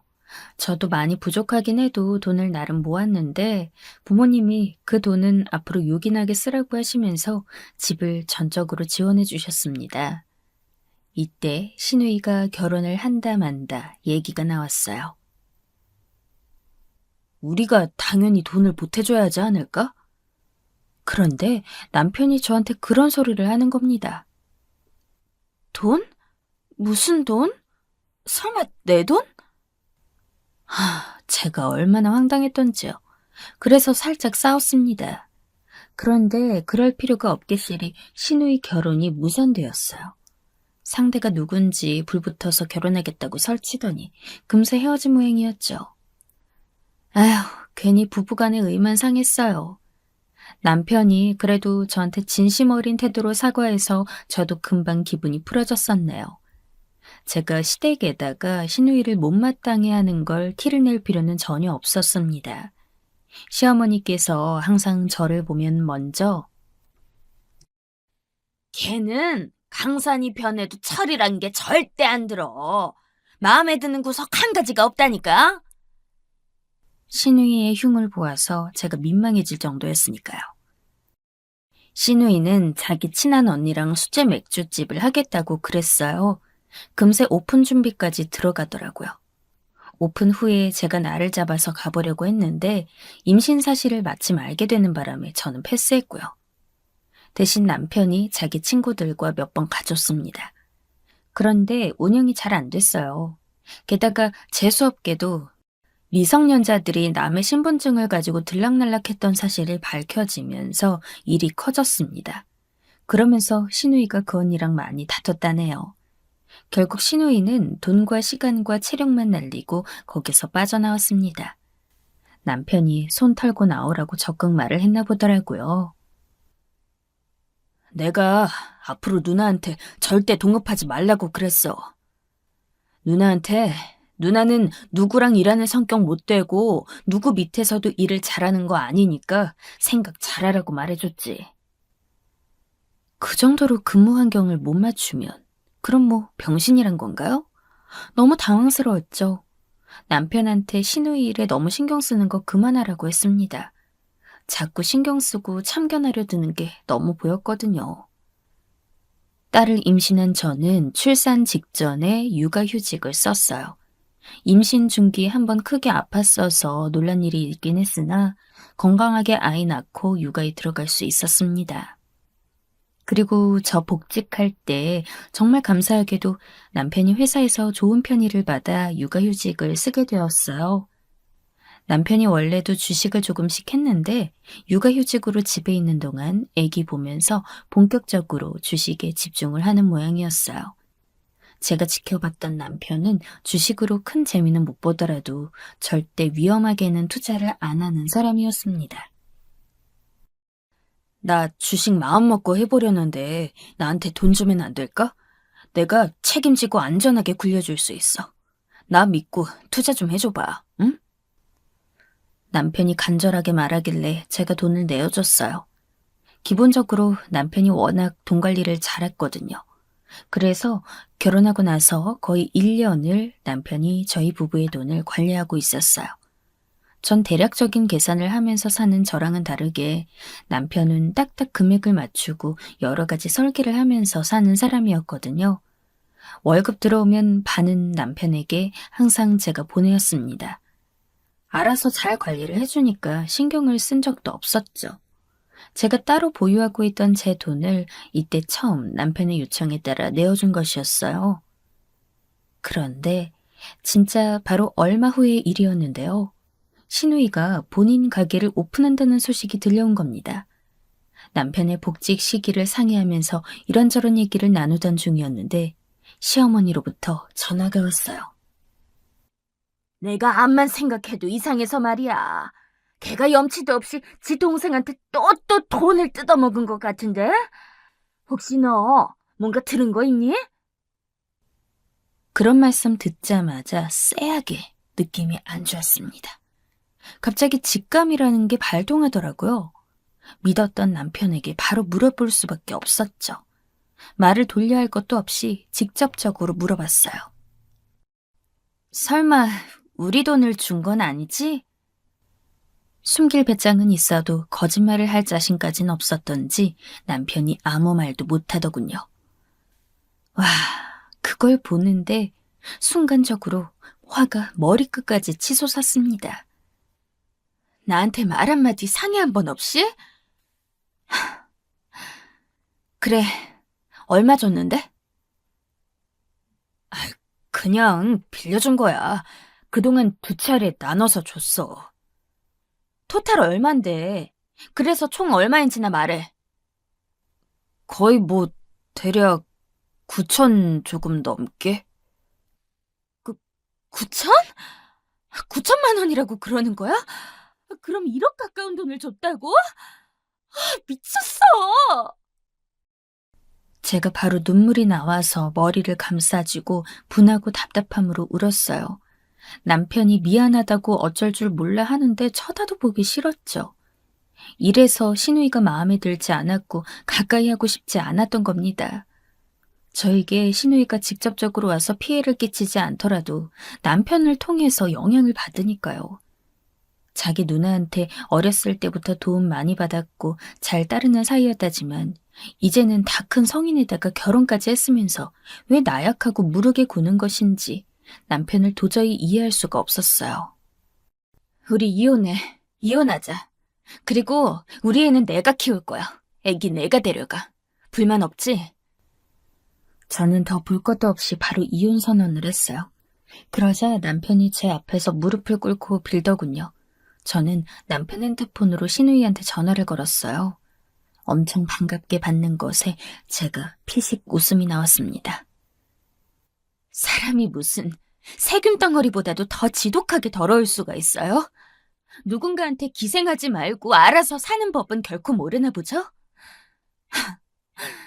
그렇게 아끼는 동생 이혼남 만드니까 행복하세요? 네, 남매 둘이 행복하게 잘 사세요. 전 빠집니다. 제가 할 말만 바로 하고 그냥 끊었어요. 전화 왔는데 안 받았고요. 남편은 계속 무릎을 꿇은 채 잘못했다고 빌고 있었고, 아기가 저희 소리에 잘 자다가 깼는지 울어서 저는 얼른 달래주고 나왔어요. 그런데 거실에서 무릎을 꿇은 남편이 눈물을 줄줄 흘리면서 울고 있는 거예요. 뭘 잘했다고 울어? 시스터 컴플렉스 환자 아니야? 결혼하지 말고 누나랑 살지 그랬어? 아, 소름 끼쳐. 저는 냉랭하게 말했지만 남편은 저에게 빌면서 자기 얘기 좀 들어달라고 했습니다. 전 잠자코 들어줄 생각이 없었는데 멋대로 얘기하더라고요. 누나가 옛날에 아버지 알코올 중독일 때 많이 맞았어. 자기보다 어린 나를 보호해야 한다면서 나 감싸고 대신 맞아줬었고. 나 사춘기 때 사고를 많이 쳤었는데 아버지한테 걸려서 맞아 죽을 뻔했던 것도 막아줬던 게 누나야. 어머님은? 어머님 계셨잖아. 뭐 하시고? 엄마는 누나를 든든한 방패막이라고 했어. 아버지의 기행을 감당해주는 역할. 그래서 누나는 지금까지도 엄마에 대한 신뢰가 없어. 누나는 충분히 괜찮은 대학 갈 수 있는 성적이었는데 아버지가 집 나가면서 자기가 돈 벌어야 한다고 바로 취업했다. 그러면서 돈 벌었고 나 대학 보내줬어. 누나가 7년 넘게 계속 일만 하다가 몸에 무리가 와서 쉬게 됐어. 희생해서 달려왔는데 자기한테는 정작 뭐가 남았나 생각해보니까 허무하더래. 그랬겠지. 외로운 찰나에 만났던 남자가 이상한 놈이었어. 이때부터 누나가 술도 많이 마시기 시작했고 지인들이 좀 특이하고 질도 안 좋은 사람들 만났고. 쉬고 나서 직장에 들어갔지만 그때부터는 적응도 못하고 계속 겉돌았어. 그때 또 심적으로 지친 누나를 위로해주겠다는 빌미로 접근한 나쁜 새끼들이 연달아 있었던 거야. 그러면서 일상이 많이 망가졌어. 나는 누나가 뒷바라지 해준 덕에 대학도 가고 졸업까지 해서 취업을 했는데 죄책감이 항상 속에 있었던 것 같아. 우리 결혼하는 거 보면서 누나도 자기 인생 안정적으로 정착해보고 싶다 그래서 동업 시작했다가 망하고, 그런데 자기 사업하는 게 맞는 것 같다고, 자기 걸 욕심내보고 싶다고 하는데 내가 어떻게든 지원해주고 싶었어. 누나가 동업 그것 때문에 2천 가까이 빚이 있어서 그것도 갚아주려고 처음에 4천만 원을 줬어. 그런데 초기 자본금이 생각보다 더 들더라고. 빚 갚으면 남는 게 너무 얼마 안 되니까. 그래서 돈을 또 줬던 거야. 남편이 얼굴을 눈물범벅으로 말을 잇는 동안 저는 속으로 연거푸 한숨을 내쉬고 있었습니다. 애처로운 사연, 그 마음, 듣고 나니까 뭔지 알겠어서. 그런데 알겠는데 상황이 너무 화가 나니까 이건 또 어쩔 수 없는 부분이라 한숨이 나왔던 거였죠. 그런데 나 생각 없이 투자는 절대 안 하거든. 누나가 하겠다는 자기 일이 잘 될 거라고 생각해서 내가 그런 판단 내려서 돈을 빌려준 거야. 그래서 5천만 원을 더 준 거고. 정말 미안하다. 내가 미안해. 머리 아프고 짜증나서 계속 남편이 하는 말만 듣고 있는데 그때 시누이가 저희 집으로 왔어요. 안 보고 싶었습니다. 집 안으로 들여보내줄 생각이 없었으나 간절한 소리가 들려와서 일단 문을 열어주었습니다. 시누이가 대뜸 신발장에서 무릎을 털썩 꿇었어요. 정말 미안해. 나 그냥 가게 안 할게. 나까짓 게 무슨 내 걸 해보겠다고. 미쳤었나 봐. 두 사람 파탄 내고 싶지 않아. 안으로 들어오지도 않고 당연히 신발 신는 곳이니 더럽다면 더러운 공간에서 무릎을 꿇으며 고개를 조아리는 신우의 모습에 전 할 말을 잃었습니다. 지금 물은다면 손해가 나겠지만 그래도 그렇게 할게. 이렇게 빵꾸난 건 내가 되는 대로 어떻게든 갚을 거야. 그거 올케 돈이 당연히 들어갔을 거라는 거 나 알고 있었어. 그러면서 모르는 척하고 받았어. 미안해. 미안할 일이면 하지를 마셨어야죠. 왜 그렇게 직접 가게를 운영하시려고 했던 건데요? 나도 알아. 나 무능력하고 찌질한 거.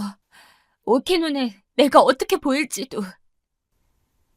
신우이가 눈물을 떨구면서도 힘없이 웃는 모습에 저는 뜨끔한 기분을 느꼈습니다. 제가 과시했던 것, 당사자가 모를 리는 없었겠죠. 그래도 나 진짜 해보고 싶었어. 사실은 내 장사, 나만의 일이 꿈이었어.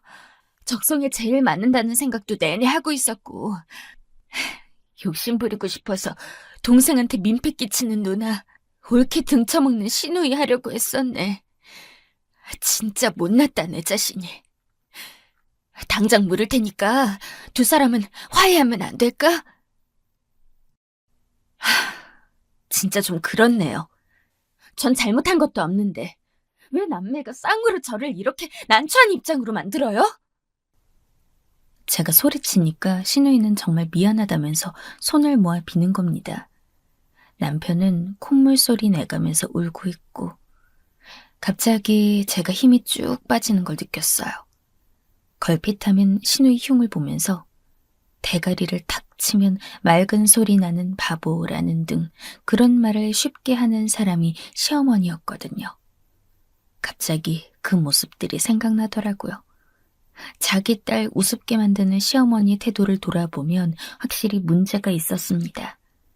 부모로부터 사랑과 인정을 못 받으면서 지낸 것 같은 시누이가 참 짠하기는 하더라고요.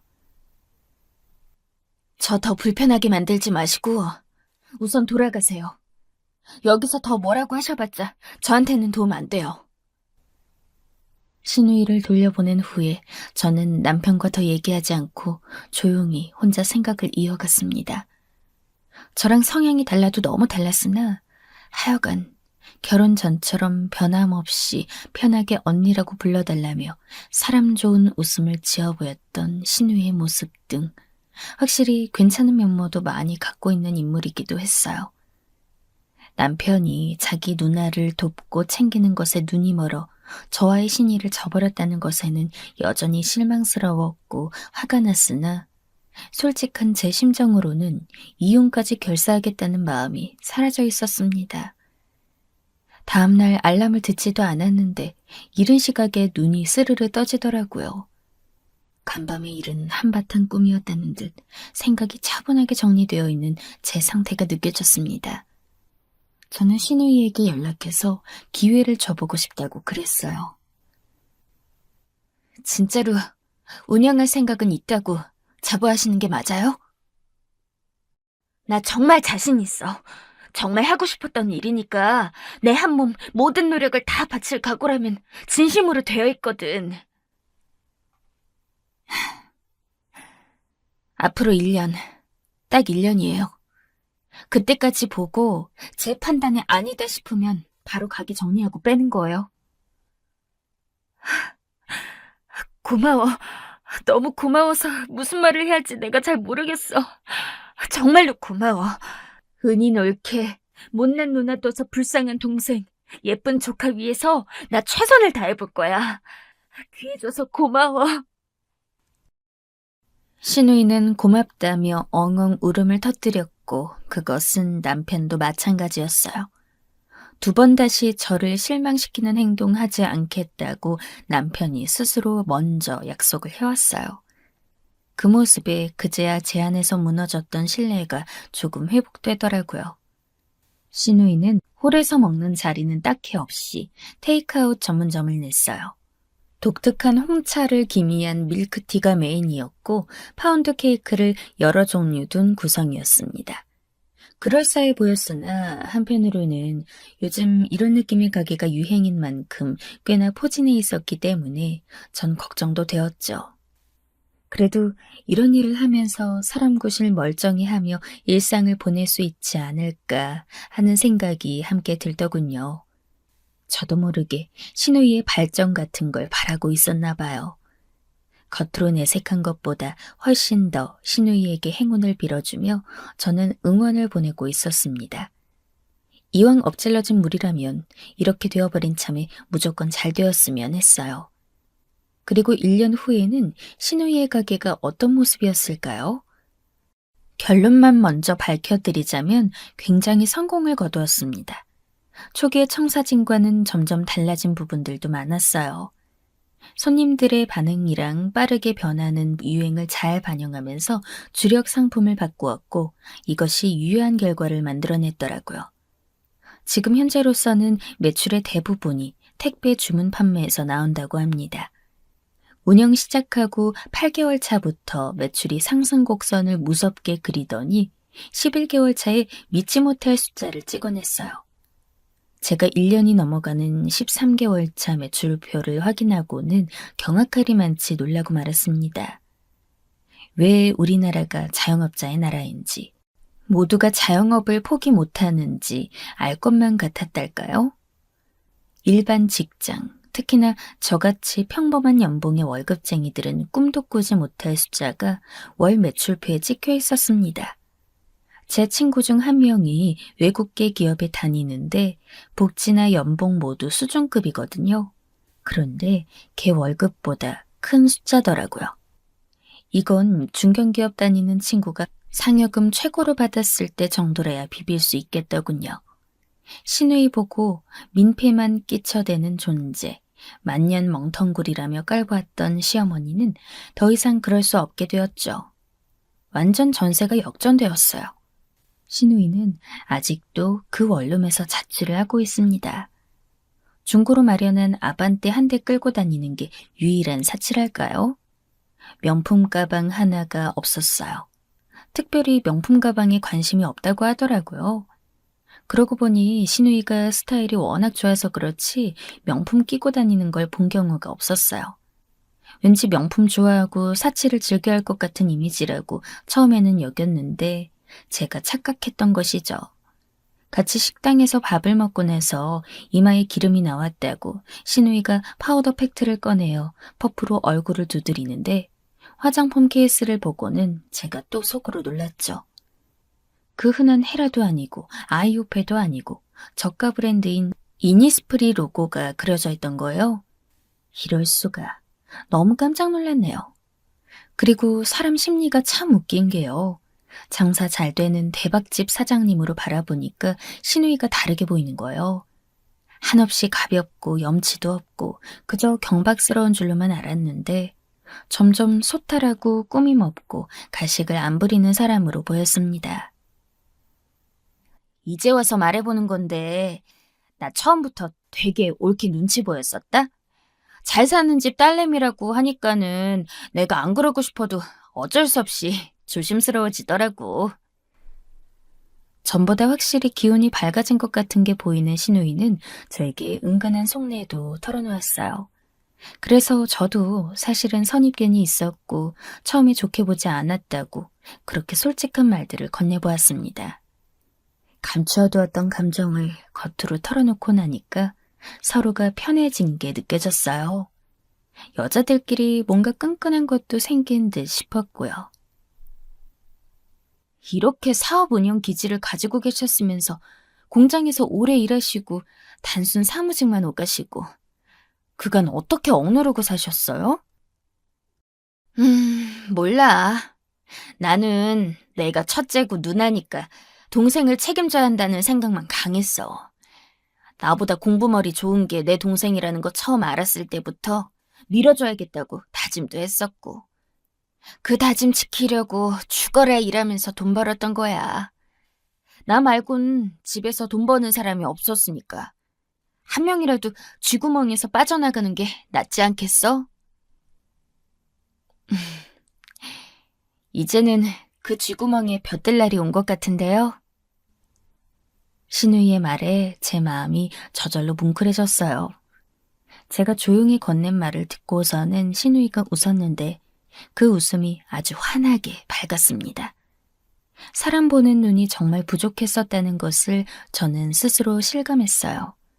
신우이를 보며 많은 것을 느끼고 배운 셈이었습니다. 이것은 엄청나게 값진 것이었어요. 인격적으로 한 계단 상승한 느낌이었죠. 새벽부터 일어나서 작업하고 정신없이 택배 붙이고 집에 들어오는 것도 늦은 저녁 시간에 밤에 잠들어서 몇 시간 후에는 금방 또 일어나서 하루의 일과를 시작하는 그런 신우이가 대단해 보였습니다. 이게 내일이라서 힘든 것보다 재미있는 것 같아. 옛날에 내가 기계에 부품이 된 것처럼 공장 다녔을 때랑은 이게 기분 자체가 다르네. 매일매일 내가 살아있음을 느끼고 있거든. 되게 보람된 순간들이야. 신우이가 진심으로 즐겁다는 표정으로 말하는 것에 저는 이상하게 심장이 뛰더라고요. 저도 지금의 현실에 만족하며 살아도 되는 건지 처음으로 그런 생각을 해보았어요. 부모님께 기대면 되니까 그냥 박봉 직장이라도 안심하고 안주하면서 다닐 수 있었고 제 성격에 잘 맞는 남자 골라서 결혼하고 아이 낳으면서 저는 그냥 살아온 것이었습니다. 신우이가 저한테 물어봤어요. 올케는 뭐 좋아해? 저는 일 다니고 정신없이 애기 돌보고 집안일하고 그러는 거죠. 그래도 여러 가지 일을 한 번에 잘하기는 하는 것 같네요. 아니. 그냥 하는 일, 잘하는 일 말고 올케가 좋아하는 거. 그런 일은 없어? 은근히 한 방 맞은 기분이었어요. 그런 식으로 생각해 본 적은 없었거든요. 사실 저는 정말 좋아해서 업으로 삼고자 하는 일이 있다면 글 쓰는 게 있었어요. 연예인들을 주인공으로 한 팬픽이라는 장르 소설도 옛날에는 즐겨 썼었거든요. 누가 시키지도 않았는데 열심히 인터넷에 연재를 했었죠. 신우이가 정말 자기가 좋아하는 일을 하면서 지내고 있다는 것에 저도 지금이나마 다시 소설을 써보고 싶다는 욕구가 갑자기 꿈틀거렸습니다. 나이가 무슨 상관이고 경력이 무슨 상관이고 내가 유부녀인 게 무슨 상관인가. 아무런 문제가 없다. 이런 발칙한 말들이 제 안에서 흘러나왔습니다. 하루하루 똑같이 사는 일상보다는 좋아하는 걸 하면서 하루에 단 1시간이라도 그렇게 보내고 싶어졌어요. 그 후로 저는 정말로 글을 조금씩 쓰고 있습니다. 어디까지나 아마추어이기 때문에 의식의 흐름대로 흘러간 습작투성이이지만요. 그래도 재미있더라고요. 신우이 덕분에 일어난 변화임이 분명했습니다. 저와 약속했던 1년에서 기대 이상의 성과를 보인 신우이는 5천만 원을 먼저 갚았어요. 수중에 돈이 어느 정도는 넉넉하게 있어야 장사를 매끄럽게 할 수 있다고 저는 생각을 했기 때문에 나머지는 다음에 천천히 갚으라고 했습니다. 제 결정에 놀란 건 신우이보다도 남편이었어요. 이루 말할 수 없는 감동을 받았다며 눈물이 글썽하더라고요. 저는 남편이랑 결혼 잘했다고 생각해요. 상의도 없이 신우이에게 거액을 내어주었던 건 아무리 곱씹어도 엄청난 사건이었으나 그 후로 받아본 결과로 미루어 봤을 때 일이 이렇게 되려고 그랬었나 보다. 그냥 그렇게 여기려고 해요. 신우이가 성공을 거두니까 시어머니께서는 많이 떨떠름해 하셨는데요. 군뱅이도 구르는 재주가 있다더니만 머리가 영 띨띨한데 그런 건 어떻게 운영을 하고 있을까? 처음에는 신우이가 자기 돈으로 시작한 게 아니라는 둥 여러 말로 깎아내리셨지만 점차 인정을 하게 되셨습니다. 특히 제가 신우이와 원만하게 지내는 것을 아시고는 태도를 바꾸신 모양이었어요. 워낙 잘하면서 시어머니로부터 자잘한 마음의 상처를 많이 입었었다고 신우이가 그랬기 때문에 두 사람이 잘 지내는 모습은 전혀 예상하지 않았는데요. 최근에 보니까 가게 휴일에 시어머니와 신우이가 둘이서 생방송 투데이에 나온 칼국수 맛집을 찾아갔더라고요. 남편한테 온 신우이의 카톡을 보니까 내용도 그렇고 사진 속에서 두 사람이 부드럽게 웃는 모습을 보니 관계가 잘 봉합되었다는 생각이 들었어요. 볼수록 신우이가 대인배인 것 같아요. 배포도 크고 사람 자체가 잔정이 많더라고요. 자기 동생을 위해 희생할 만한 사람이었고 또 동생으로부터 지지를 받을 만한 사람이었습니다. 앞으로도 신우이의 가게가 더욱 잘 되었으면 좋겠어요. 다른 바람이 추가로 있다면 괜찮은 남자가 생겼으면 하네요. 의심 적고 반대로 정은 넘치는 신우이를 이용해 먹으려는 나쁜 놈이 아니었으면 해요. 신우이한테 새로운 상대가 생긴다면 저랑 남편이 눈 크게 뜨고 괜찮은 놈인지 아닌지 유심히 지켜봐줘야겠어요. 혹시 결혼을 한다 그러면 제가 또 큰 턱을 쏴줘야죠. 1년의 일들이 있었으나 어쨌든 모든 것이 잘 풀렸고 지금은 너무나도 모두가 잘 지내고 있습니다. 사실 저는 그 어느 때보다도 내적으로 풍족한 날들을 보내고 있네요.